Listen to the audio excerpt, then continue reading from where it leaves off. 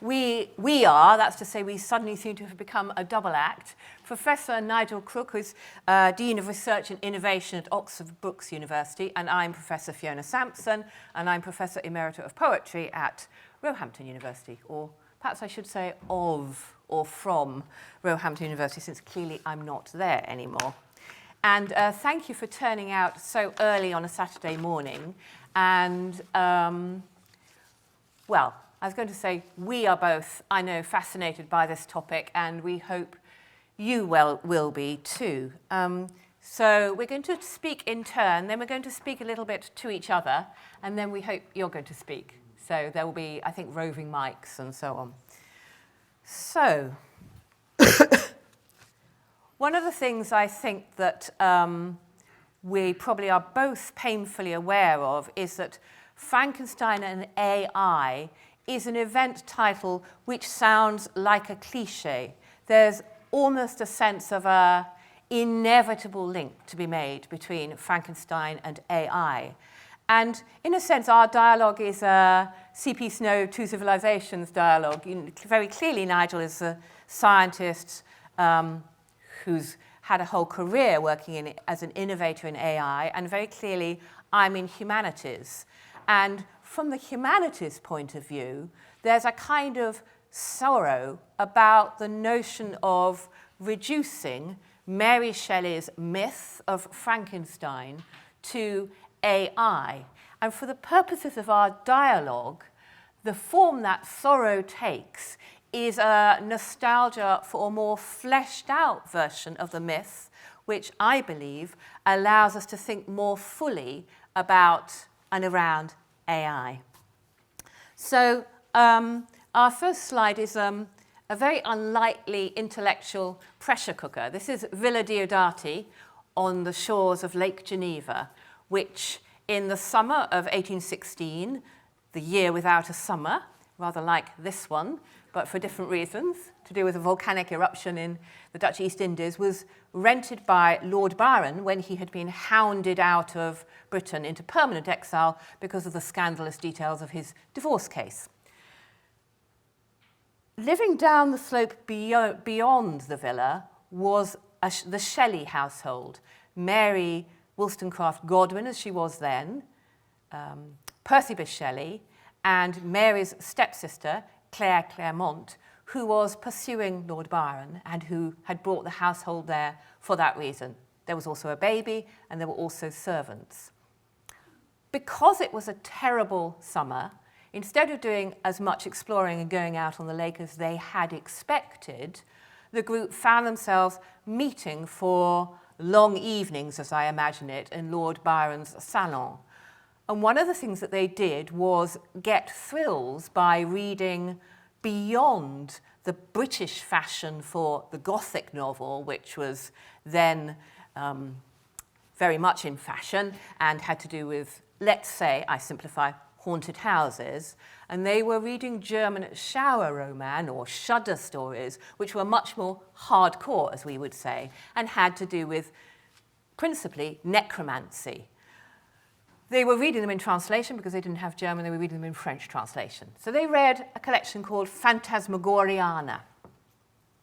They also engaged in an equally fashionable pursuit of discussing what, for this first generation of cultural atheists, could replace the old notion of the divine spark as the secret of life. It's the era, Romanticism is the era. We think it's all men in puffy shirts, rushing around penning verses. But Romanticism is also the era of the ascendancy of experimental science. It's the era when technologies such as glass blowing and grinding become exact enough to produce sufficiently exact lenses, to produce sufficiently exact microscopes and telescopes, that an examination of the material world becomes increasingly possible, also a gentleman's hobby. And by the 1830s, the term scientist will have been coined. It hasn't yet been. But there are public lectures on science, and there are public demonstrations of the more florid aspects of science, including passing electrical currents through the limbs of animals and then, more shockingly, through the limbs of a recently executed human being and causing them to move, causing them to jerk, which has produced galvanism, because the scientist impresario doing this is Galvini, and he claims that this proves that the secret of life is electrical. We are electrical beings. His nephew, Volta, will come along and disprove this by pointing out it's simply that we complete the electrical current. It is not that the divine spark is electrical, but this is what the group at Villa Diodati are talking about. And Mary Shelley, as we know her, calls herself, in the introduction to her second edition of Frankenstein, once it's been tremendously successful, she explains herself as a nearly silent listener to these important masculine discussions about the nature of life, despite the fact that she herself has already given birth twice. She has had 2 children already, one of whom died after about 8 days. Another thing that is going on is that Mary Shelley, I'm going to call her that for shorthand, is, as her proper name, Wollstonecraft Godwin, reveals, the daughter of 2 of the eminent radical political philosophers of her day. This is William Godwin, a utilitarian, but also a radical pro the French Revolution, and again traditional institutions, including the church and monarchy, but also marriage. He is her father.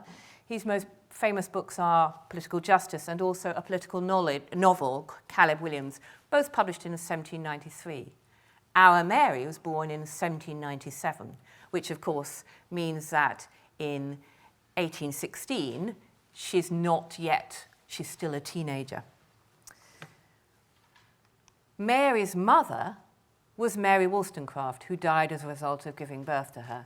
Mary Wollstonecraft, famous now as the author of The Vindication of the Rights of Woman, 1792, but earlier had also written A Vindication of the Rights of Men, and had had the courage to live in revolutionary France, where she had had her first child. William Godwin's posthumous memoir had immediately made Mary Wollstonecraft notorious. So Mary carries with her the sense of her parents' radicalism, but the popular perception of her mother as radical and problematic. Here is Castle Frankenstein. You know the story of Mary Shelley's Frankenstein, or maybe you don't. Maybe you know James Whale's version, the 1931 film with Boris Karloff as a kind of shuffling subhuman, in which electricity is used to bring the creature to life, and the creature is monstrous. There is no monster in Mary Shelley. What there is a scientist who overreaches, initially through idealism, but then he gets carried away because he wants to find the secret of life, and who practices necromancy, like in Phantasmagoriana, but who selects, he's a grave robber, he selects beautiful body parts, he thinks, and puts them together and thinks this will produce a beautiful human being. But it doesn't. It produces, as we know, a discordant creature who is ugly and therefore can't be loved, and this turns him to the bad. But despite the fact he turns to the bad, he is brainier than humans, he runs faster than humans, he learns to speak and read merely through finding a cache of books in a woodland. He is the original, as it were, sans-culotte, the revolutionary, without trousers, because he's naked when he is made alive, let us say, and he rushes out of Frankenstein's laboratory, utterly bare, and there's a night on the bare mountain, a kind of dark night of the soul where he's terrified and he's alone and he has no shelter, from which he starts to, as it were, make himself. You can see how all of these are ideas actually about human selfhood, the political self, the agent, independence, not independence, the sovereign self. So Frankenstein is not just a silly name. It's the name of actually several German castles. And I have to confess that the photo of the wrong German castles in the first edition of my biography of Mary Shelley. But this is the right Frankenstein castle. And we know it's the right one, if we do know it, but this is the work of biography, because this is the castle on a ridge just perceptible from the Rhine when in 1814 the Shelley party were making their way back to Britain with their sort of tails between their legs, having tried to go to Switzerland and form an ideal community, but having completely run out of money, so the whole trip takes only 6 weeks. They're coming back by boat because it's the cheapest and quickest way to get back to the Channel ports, and on the night that they come up to Cologne, they share the boat with some German medical students whom Mary describes in her journal. There were 3, one doesn't get a mention. One is tremendously handsome and good-looking, and one is very brutish. And they all sleep out on deck that night. So one imagines them like kind of interrailers, they're all young, telling each other stories. And one of the stories might well have been about the castle they passed by, which was the home to a real-life, soi-disant, alchemist who claimed to have discovered the secret of life. So, encoded even in Frankenstein's name is not, someone kind of amused by German polysyllables, but another reference to what is the secret of life. Here is the frontispiece, the first illustration to Frankenstein. This is the 1832 edition. Frankenstein was published in 1818 anonymously, but it had a tremendous success. This is the first illustration, and Mary will have approved this illustration because she approved this edition. And you can see that not only is the creature very well muscled, but his head is on crooked. You can also see there's a kind of cauldron behind him. You can see Frankenstein, the doctor, rushing out of the room in horror. You can see he's young and good looking. These are all elements of Mary's story. So there is no electricity in Mary's story. What there is alchemy plus maths, basically. It's a little bit glossed over. Central to this story is the mer de glace. And you don't really need to see a picture of a glacier, but I want you to, if you could, to hold it in mind, because it is the location for the set piece in which the creature comes back to face his maker and says, I am suffering because of a fault you put into me. You made me ugly and therefore unlovable, and therefore my life is completely isolated and unbearable. In other words, selves exist in society and community. Another point about selfhood. Then that first-person encounter sits inside Frankenstein, then tells his rescuer at the end of his life everything that he has done, and that's the second first-person story, so they're like Russian dolls. And then the third first-person story is the person who rescues Frankenstein, but actually the creature comes and murders Frankenstein anyway, on the Arctic ice. And that is Captain Walton. And Captain Walton writes first-person letters home to his sister, who shares Mary Shelley's initials. And Captain Walton, Frankenstein sort of seizes hold of Captain Walton in one of the most significant scenes at the end of the book and says, you are doing the same as me. You too are overreaching. Because Captain Walton wants to reach the Ultima Thule. He wants to take his crew, he wants to go up and find the North Pole, and he explicitly doesn't care that this will probably kill the crew. But the crew and himself. But the crew want to live. So there's a kind of mutiny. And Frankenstein intervenes and says to the captain, it's all very well to want the glory of what we call blue sky science, but you can't do this. You have, in this unique situation, particular ethical obligations. And in this case, they are not only to the knowledge shared by humankind, but to the individuals who are stuck on this ship, crewing this ship for you.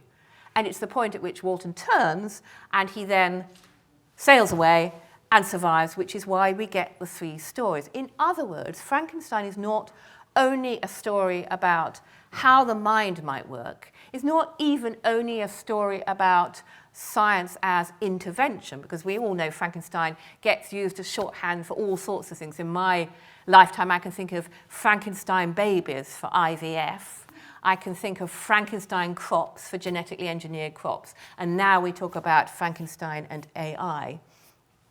It's also a novel about overreaching in general. And I, myself, don't particularly think that this has to be scientific overreaching, but generally it is, because the work of humans' work in the material world has more material effects, arguably, on the existence of other humans. Although one could think, for example, also of political science and the experiments of totalitarian regimes, particularly in China and Russia.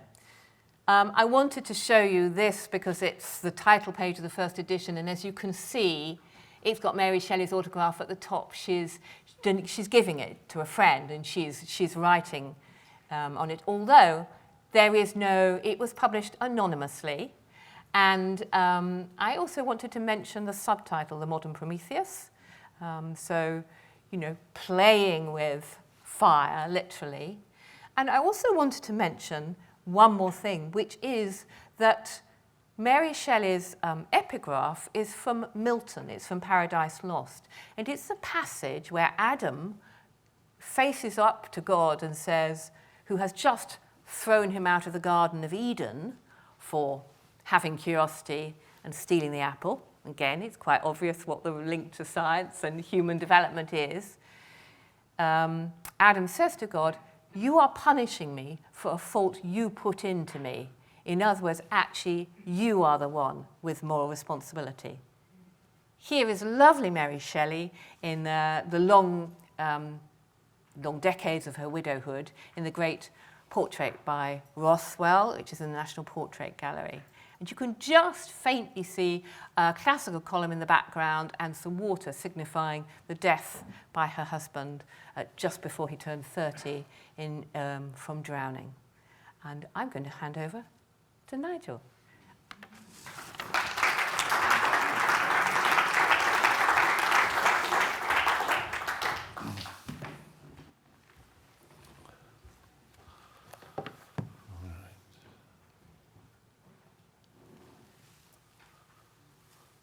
Thank you very much, Fiona. So we're going to change focus a little bit now. And what I'm going to do is just spend a few moments reflecting over a career of nearly 40 years in research in AI and quite different elements of AI that I've worked on over that time, and kind of what the connection might be with the Frankenstein story, as we've just heard about. So across that time, my career kind of spans four broad interconnected areas in artificial intelligence. I suppose my biggest scientific contribution has come in the area of biologically inspired machine learning.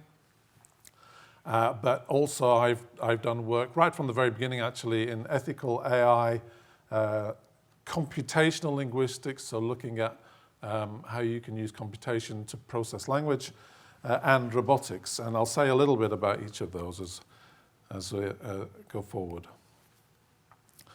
So I started a good few years ago getting very interested in biology, actually, as a computer scientist. I was interested in how the brain works, and very interested in the fact that biological neurons work quite differently to the artificial neurons that we see in AI systems, even today.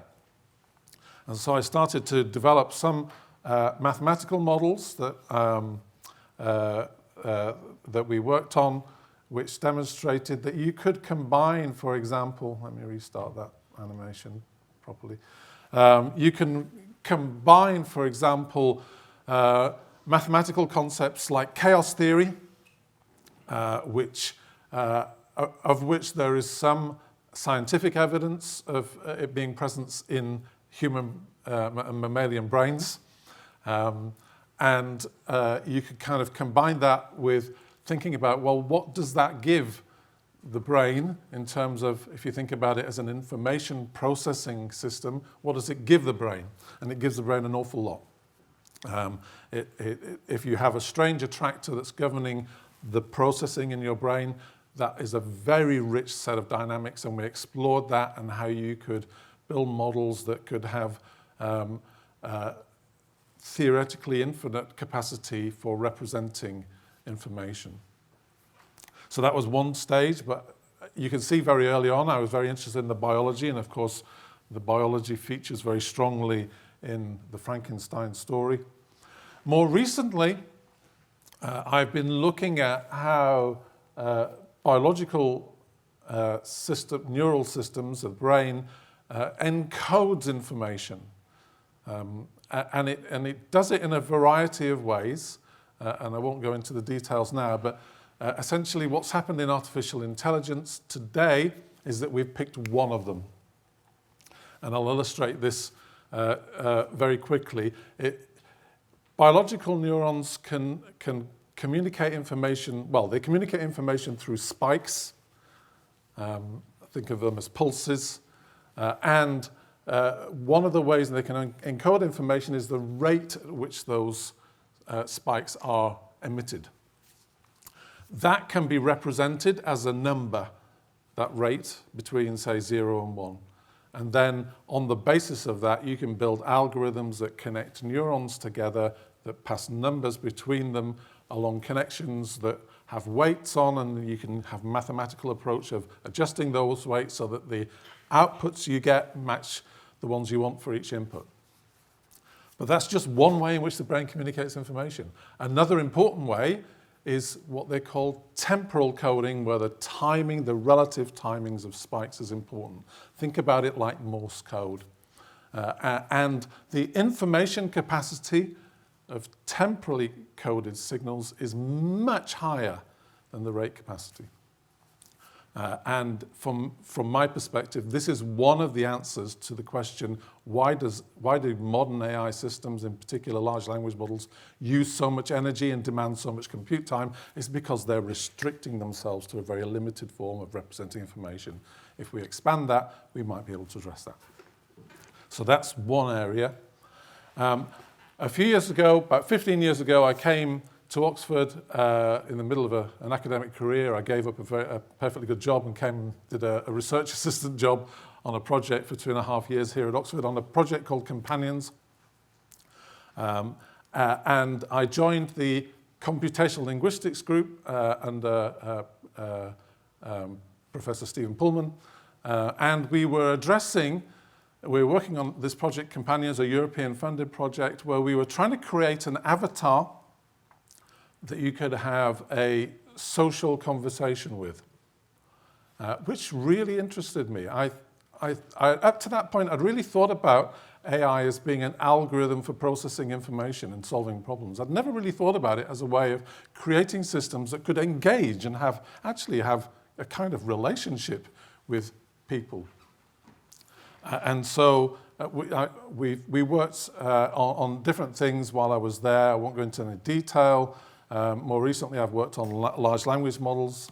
Might come back to that, but I just wanted to give you a feel for what the state of the art was in chatbot technology 15 years ago. Well, 13 years ago, I suppose, when we finished the project. So hopefully this will work.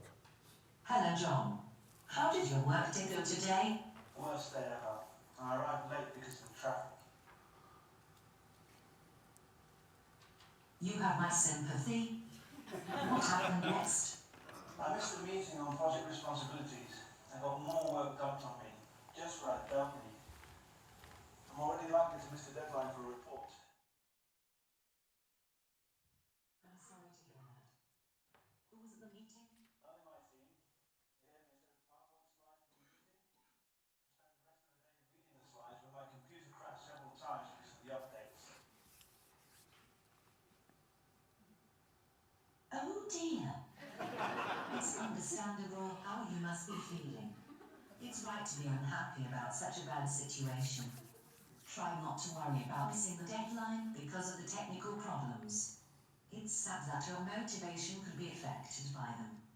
I can sympathize with your situation, but unfortunately the technical problems are unavoidable. Quite amazing, really. And all the bits that you laughed at are the bits that I worked on in the project. Yeah, it's true. But you can see we actually created something which had, this avatar could pick up on your emotion through your voice patterns. It could pick up on your emotion through your choice of words that you were saying. It had knowledge of things that happen at work, so it could ask you intelligent questions about who was at the meeting, all that kind of stuff.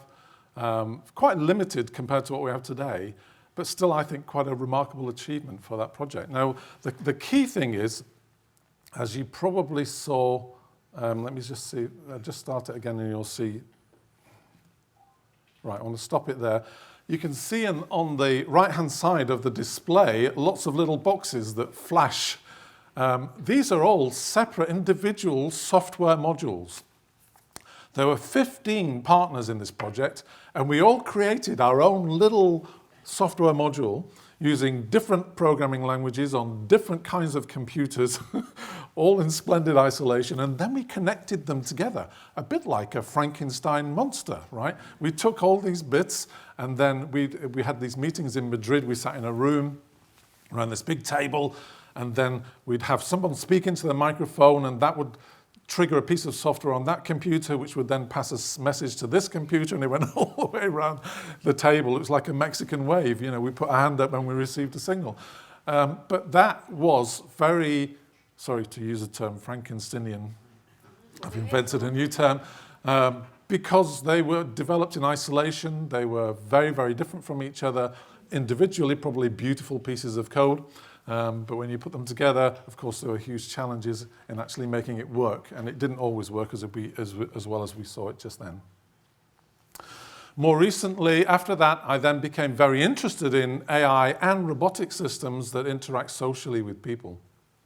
So we did a number of studies. The one on the left is a study of how people react to having robots as a member of your team when you're trying to solve a problem. Or having a robot as the team leader, as your boss. How do you feel about that? Interesting. It might happen one day, yeah? So we were just exploring that and how people reacted to that. The one in the middle, the two pictures in the middle, which actually looks like it's from a horror film, we did use a skull, but it's not a real skull. We didn't dig it up, I'm afraid.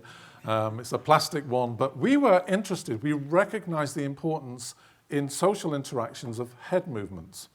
Right? When we all do them, we kind of do sort of head movements, and subtle head movements communicate an awful lot. And the problem is that robotic heads, or more precisely, robotic necks, were very kind of primitive and still are to a large extent. They're basically 3 motors at different angles, and you can kind of do that, you can do that, and you can do that, but that's about it. You couldn't do that.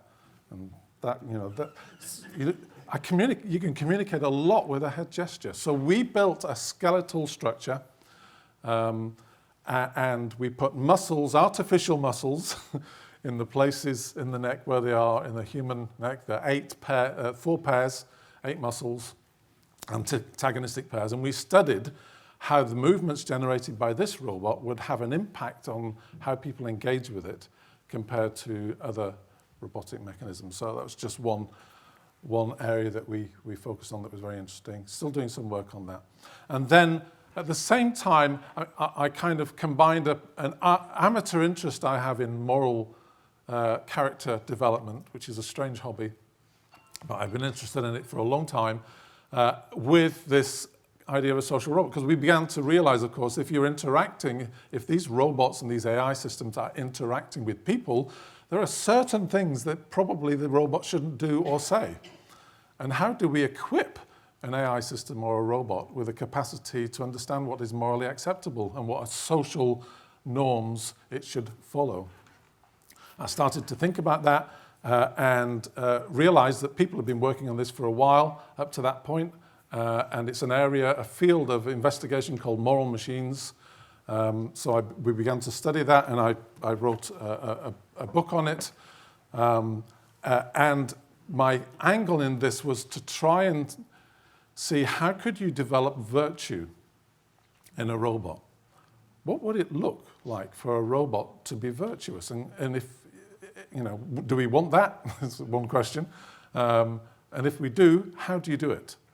I'll come back to that in a second, but that was the focus of that piece of work. Oh, and here's just a bit of an outline, sorry for the plug, shameless plug, of the book. But in it, I'm pulling together not just on artificial intelligence, of course, technology. It's a popular science book, it's not a technical book, but also on philosophy, psychology, neuroscience, and theology, from the theology perspective, looking at what it means to be virtuous and what are the dimensions of a human being that enable them to be virtuous. So that's kind of what came into the book. But I just wanted to finish off by sort of reflecting myself, looking back, what are the connections between the way I've engaged with AI as a research subject, the kind of things that we did, and the story of Frankenstein. I think an obvious one is that a lot of what I've done has been biologically inspired, going back to the biology, looking at what neuroscience tells us, and trying to translate that into a computing and an AI or an engineering context, which is quite challenging, but very, very rewarding task. In terms of computational linguistics and robotics, the whole drive here is it's not so much to solve problems as to mimic humans. Essentially, we want to develop algorithms that behave in a human-like way. There's a lot of what we're seeing in the press about AI is addressing that kind of agenda. Human capacities, whether that's a capacity for language, speaking with large language models that have been introduced, or whether it's bodily movement. I think I can get this going. Hopefully it's not going to make too much. Oh, sorry, misclicked it. Go back. I'll just turn the sound off. So this is a robot. It might not look like a robot to you, but that is a robot, a hyper-realistic robot. Actually a little bit old now. There are some newer ones that are even more realistic. And so creating it, sorry, you giggle at it, it's great, this video. But creating artifacts that replicate humans, that are in the human image, is a very sort of Frankensteinian theme, I think, that runs through this. You can see that neck movement is not as good as the neck movement on our robot, I can tell you that. But there's this drive. We are fascinated by our own image. We're drawn to it. And so that fuels a lot of what is being done in AI, and certainly in the last 10 years or so. And you can question that, whether that's a good thing or not. We want systems to be able to solve problems for us, but do we want them to be necessarily human? It's an open question. And then, of course, now we're coming into the era of deep fakes, deep fake content on the internet, videos, and so on. We know that's true, but as you can see, we're coming into the area of deep fake machines that look human, behave like human beings. Will there come a point when we can't tell the difference? When we interact, will we know? Certainly now online, it's difficult to tell the difference whether you're interacting with a person or a chatbot. It may well come, and I can see it coming down the line, that where you're interacting in person with an agent, and you'll be perhaps not aware that that agent is not human. It's a machine. So very interesting questions there regarding the creature and the creator. A lovely piece in the story that I like to pick up on, which is that the creature in the Frankenstein story became literate by discovering a stash of classical books in the forest, right? That's right. I can't remember which of the classical books, but I expect you could probably roll them off, but essentially read these books and then suddenly was able to communicate in language and could reason and argue, as we've seen with the creator. Very interesting parallel with large language models there, except that in the story, the material that the creature learnt to speak from and reason from was curated. It was the very best of the literature which was available at the time.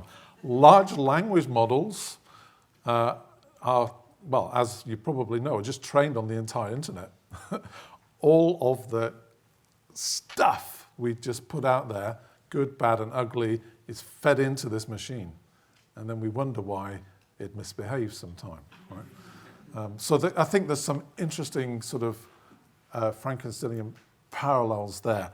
And the other aspect of that, which is interesting, is that this has been done with large language models without any permission.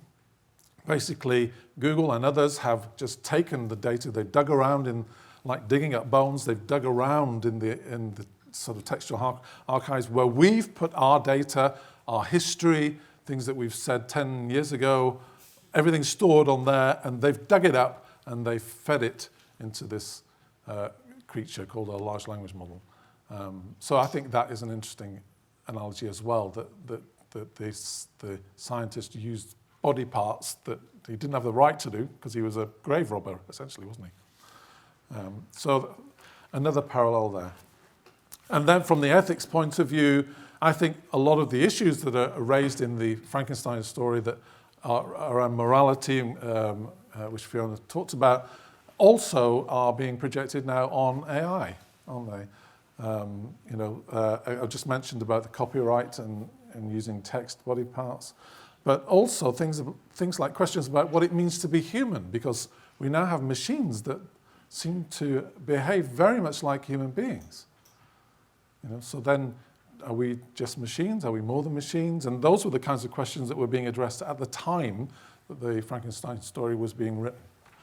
Human identity, very important. I thought the galvanism side was quite interesting because my interaction with the story is with the original film back in, when was it, in the 40s? 30s. Not the original, but the film, which had the scientists with the lightning coming in, and that was a massive spark that brought the life. And we look at AI and the amount of electricity that it needs to come to life over periods of months, which is becoming a real issue, a real environmental issue that needs to be addressed. So there's ethical issues that connect there. But the biggest implications, I think, and the biggest connection with the Frankenstein story is the fear of loss of control, which I think is a theme that runs through the original story, but is also a fear that people have today. What happens if AI just takes over? What happens, to the human race? Is there an existential threat? And people are taking this very, very seriously, and they jolly well ought to as well. And my final question to myself and to you, I suppose, is who is the monster? I know it's not a monster, but classically seen as a monster. Is it in the story? In the story of Frankenstein, there is a question: is it the creature that's the monster, or is it the creator, the scientist, who was the monster? And you can kind of see that tension playing out, and I think that could be true of AI today. Is it the AI that's the monster, or is it the people that are creating it and peddling it that are the monster? A very important question that we could wrestle with further. So I think I probably will stop there and then come and join you.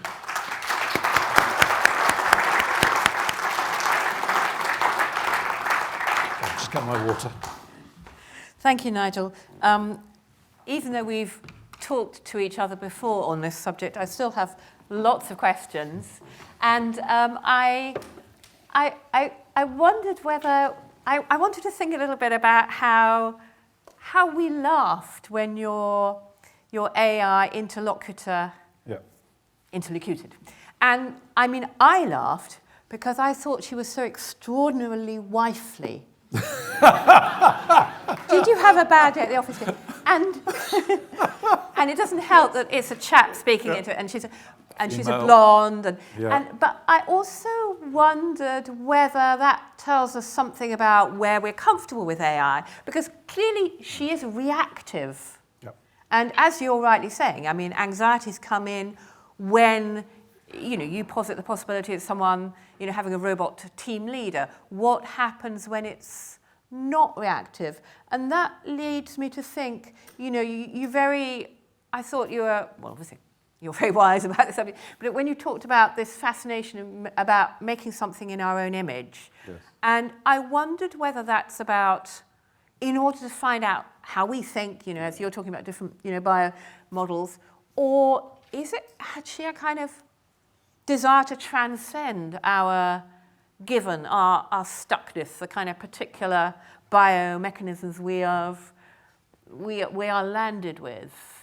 And the transcendence is the wobbly bit, isn't it? It is, yeah. Well, yeah, it is wobbly for me. I don't know, some people accept that. So I think, just to go back, by the way, to the laughing, but just to explain, the reason why you laughed is because of the information about the emotion coming in came first in that system. And I wrote the module that did the back channel. Good, and how nice. And all I had to go on was the output of that emotion module. I didn't have any information about the content of what was said. Right. And so the emotion module that was processing the voice pattern was about 60% accurate. So you could say something to it like, I lost my job today, and she'd say, "Oh, good." She was naturally funny, but not because we designed her to be that way. No, but isn't that something to do with AI and how, at that stage of development, and how it is not yet taking the lead. She is only reactive. That's what felt so wifely to me. Yeah, oh yes, indeed. And it was designed deliberately like that, and I don't know why. But we picked up obviously on the stereotypical thing. It's female, blonde, all that kind of stuff. In fact, the people who developed the avatar, there was a French company that was developing another avatar that was absolutely stunning, but still female, absolutely stunningly accurate, down to here, but with no evidence of having any clothes on. And the reason was that they spent a lot of time working on skin tone, and they wanted to maximize the ability to demonstrate how wonderful their skin was. So the project asked them to put clothes on her. So they put two very thin straps over the shoulder. So it was I'm looking back on it, I'm horrified really, but at the time, we were just in the thick of trying to solve a technical problem. How can we get this thing interacting? And one of the ways was for it to be responsive. It's so interesting because it's as if who is the human you're looking at. I mean, you started by saying, so interesting for those of us who know nothing about it, I'm sure for people who do too, that AI is concentrating on one of the kind of biomechanisms in the human brain, yes. And yet there are others. And it is that old meta question about science, isn't it? That, you get to see what it is you have already chosen to look for. Yes, that's right. I mean, so if you know anything about AI history, it has up until very recently been focused on specific tasks and challenges over the years. Chess, yeah, we will have discovered real artificial intelligence if we solve the chess problem. I remember those days. We solved it a long time ago. But that's not it. That's not intelligence. No. And then, so it's been like that up until recently, where we have now these very general AI systems that can engage in very believable ways that feel as though they're intending to communicate with you. They're still responsive, interestingly, isn't it? ChatGPT, if you use that, you'll see that it waits for you to prompt. It doesn't start the conversation off. Phew. Yeah, thankfully. Yes. But maybe one day somebody will think of a way of doing that. It's not hard. But, you know, maybe... Well, chatbots start with, don't they? Hi, how can I help you? Yeah, that's it. It's a very fixed point, fixed start point. But you have to feed it with something for it to then go. So it still is responsive in that sense. But, yeah, but I think that, you know, it will develop to the stage where I think that systems will be proactive and will come to you and offer. And we're starting to see it on our devices now. You probably notice that you get offered a word of some phrases as you're typing into Microsoft Predictive Word text, or absolutely. predictive text and all that kind of stuff. But, you know, you still have to prime it. Yes. And there's an issue about free will and all that kind of stuff that tangles all that up, and the ability for a robot to have initiative. And what would initiative mean in that context? But yeah, that's a... And what does initiative and free will mean in that context? So we did a paper on this quite a while ago, and it was a position paper, really thinking about what would it be like if AI systems or robots had made their own goals, created their own motivation, and how would you make it ethical? It's a big question. Yeah, but you can do it. The problem is that the bottom level, the bottom line, has to involve some kind of randomness in it, or pseudo-randomness in it. Otherwise, it becomes repetitive and unbelievable. But one of the things I think about when I think about AI, and particularly like things like, well, predictive text, is that thing that sometimes politicians have a go at is kind of nudging, you know, those social cues. Because, for example, I'm an Airbnb host, and so when I'm typing on my phone, I quite often get, if I put looking forward to, the word that offers itself up is hosting. Because looking forward to hosting you. Thank you for your inquiries, looking forward to hosting you. And that sense that we have as social creatures, because actually the other thing that Frankenstein's creature does is that he takes shelter in a stable, and it's attached to a cottage where conveniently revolutionaries are living, so idealists who share Mary Shelley's ideals. And he also learns from their interactions how to be loving with each other. And then he's astonished that there could be war, given that he's learnt, he's been nudged into, this is how to be human, inverted commas, sentient. This is how to live in the human world by those experiences. And nudging seems to me to be a way, because it's already how we respond as social animals. Oh, other people are doing, well, it must be okay to jump the orange light, or whatever it is. This must be the word I should use because it comes up in my predictive text. Is there a kind of creeping, we think it has to be absolutely random, is there a kind of creeping to a kind of, I don't want to say totalitarian, but a kind of monopolization of shared discourse, shared expectations, shared ways of doing things, where if more and more and more of our cues are machine generated, there'll be less and less variety, it'll be more and more normative, and we will end up in that kind of... yeah, not only the machines end that way, but we would. As exactly. Beings, Responding we're being to fed. Yeah, no, I agree, and I think that is a challenge. It's a challenge for AI, and it's already demonstrating that these large language models are generating enough data now to have an impact on themselves. Yes. Interestingly, Yes. so I read this week that 57% of the data that's on the internet has now been created by generative AI. But that's what's feeding the next model, which is good. And some studies have been done to show that what happens after a while, if you keep doing that, is it just gobbledygook comes out. Absolutely. Just Well, the language loses, is going to become restricted and restricted, isn't it? Yeah.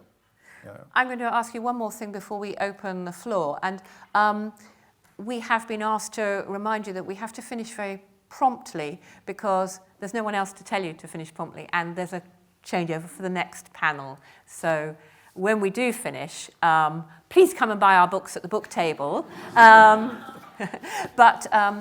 so my last question to you, Nigel, is actually about the dialogue, about the relationship between, I mean, I know I've worked quite often with scientists, as you know, because we've had this conversation before, for example, at the Sanger Institute, where they map the human genome. And the I think there's obviously, as a humanities person, I'm simply a generalist. I'm simply the woman in the street. I don't know about AI. I just know what I reckon about it. And for me, it's obviously fascinating hearing from you each time. But I wonder how it works the other way. I wonder how much it is acceptable for you as a specialist, let's say, that we need in the culture, we need the arts and culture and storytelling as ways for those of us who are not specialists to find a handle on what we send members of our pioneering members of our society out to do. Yeah. I mean, that is partly the motivation behind the book, because I write it not as a technical book, but as a kind of a conversation with people who will have to deal with the fallout of AI and intelligent robotics going forward. Yes. And I do it partly through a fictional story, which I think is a very good way of communicating risks and strange outcomes of the path that we're currently on. One of the stories, for example, is a story of the first trial of an autonomous robot, a criminal trial. It's charged with murder and theft, and it's in the dock. And one of the questions that the story raises is, you look at as the kind of the jury are sat there, the robot is saying to himself, "Look at that! They promised me a fair trial, but there's not a single robot in the jury." But we're going to be, we could end up going down that route. We could potentially. I don't know. It's not beyond the realms of possibility. Over to you. There's a gentleman here, please. There's a roving mic coming down. The gentleman in the white shirt. You use Frankenstein as your model, but surely that is a model of child learning, because the brain is human in the creature, whereas, and indeed in Pretty Things more recently, but surely the true AI allegories are in Asimov and Clarke. Yes. And is there a danger of being confused between child learning and AI? And by the way, loss of control happens with child learning too. Try an adolescent. Are you saying child learning? Well, learning as a child. As a child, Yes. Yeah, okay. Yeah. No, I absolutely agree. In fact, one of the questions that I have about the Frankenstein story is, why does he need to learn at all?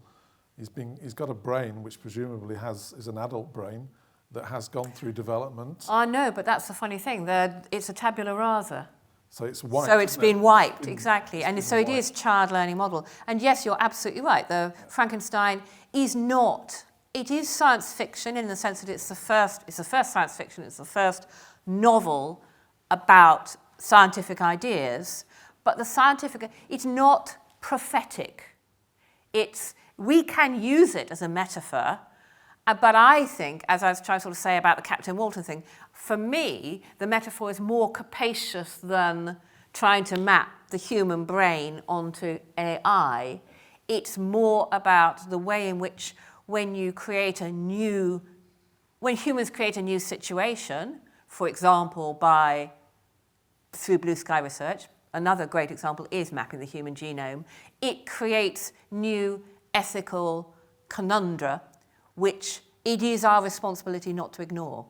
We should always accept a new situation, produces new questions. It doesn't change ethical principles, but it proposes new puzzles, which we then have to engage with.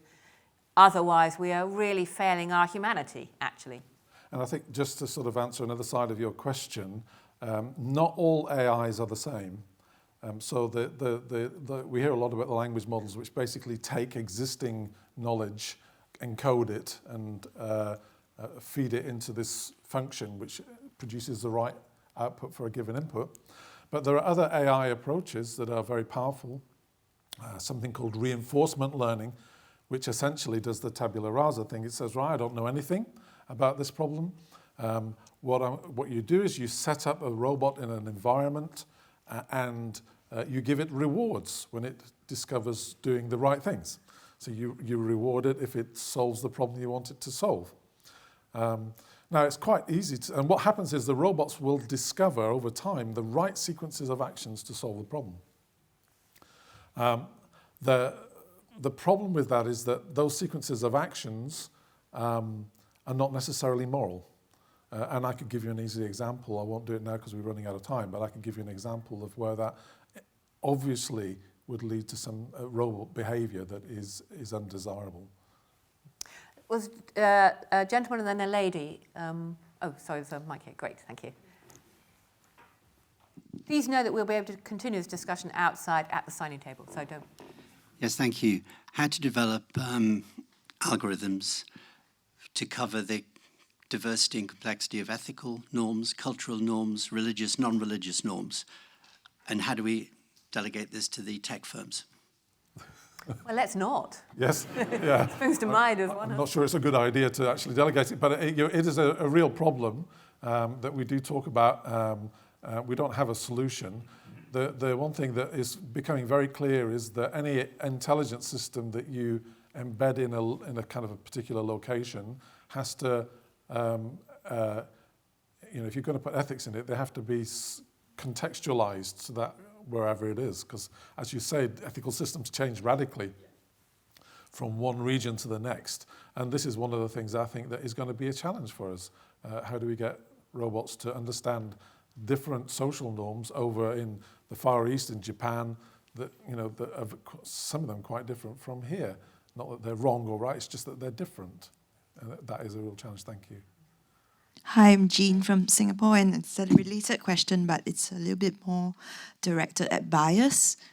So, what do you think scientists could do to overcome some of these biases? Because by nature of large language models, the feedstock is linguistic. So the cultural bias of Asian languages and Western could not necessarily be developing in the same pace or direction. So how do you think scientists can help to bridge that? It is very, very, very challenging. In fact, I had a meeting this week to discuss a potential project to do exactly that, trying to deal with bias, gender bias in particular in this project, generated by large language models. It's very hard because the models are actually driven by the statistics of the data, as you say, and we'll reproduce output that matches the statistics of the data, but it's a statistical process. Very hard to govern because it's generating one word at a time, and the meaning emerges over repeated iterations of here's the number of words we got, what's the most likely next word, all right? And the language model then says, okay, here's a probability across all the words that I know, all right, some of them more probable than others, and I'm going to roll a weighted dice to select the next word. That's what it does, right? And that then is the next word. It's probably a highly likely word, but how do you control that process word by word so that what the outcome is ethical? We have go on. Time for one question right at the back, I think, and then we must, sorry. It's okay. Don't know why I'm chairing, but... You're doing a very good job. What are your views on the regulators and the governments, especially when it comes to Europe and with the latest Digital Services Act and the Digital Media Act, where they're trying to regulate AI? What's your message and your views briefly, please? So I think that we do need some regulation. I think Europe is taking quite a definitive lead in this, in trying to develop regulations that will effectively prevent harm. The US, I think, is probably further away on that and is not wanting to stifle the creativity and the development of the technology by putting too much restrictions on it. I think it's very hard to find the right balance. I think that we don't want to stop innovation, but we do want to be guided and to be responsible. And research in this area, as in every area, should be responsible research. It should be ethically driven. And all of us who engage in scientific development and investigation need to think very carefully about the ethics what we develop. Large language models, they've only come out recently in the popular press, but actually they've been around for the 30 years, 20, 30 years. People have been working on this for a very long time and never once gave a thought to what happens if we're actually successful in doing what we're trying to do. We don't think that. And I don't think OpenAI gave much thought to it either when they released it to pretty much everybody in the world who has an internet connection and a device, without any thought to what are these children? Are they vulnerable adults? Are they, what could be the impact on them? So I think that we really do need to take this very, very seriously, but I do think there is a balance to be struck. I have to say that I, as I was saying at the beginning, I've spent, much of my life sort of working, in dialogue with scientists, and I'm always astonished that because they're also people who live in society, like when you leave work in the evening, I don't really understand why ethics is not just kind of automatically one of the things you would consider. Yeah. And obviously I don't mean that in a personal way at all. I remember a long time ago being involved at Glasgow Medical School where they were using the humanities and the arts in the training of young doctors to just try and help them remember you are dealing with people, real people, who are as real as you. And that this was revolutionary. It seemed to me extraordinary. But anyway, on that happy note, huge thanks to Nigel, huge thanks to me, huge thanks to you. Well done.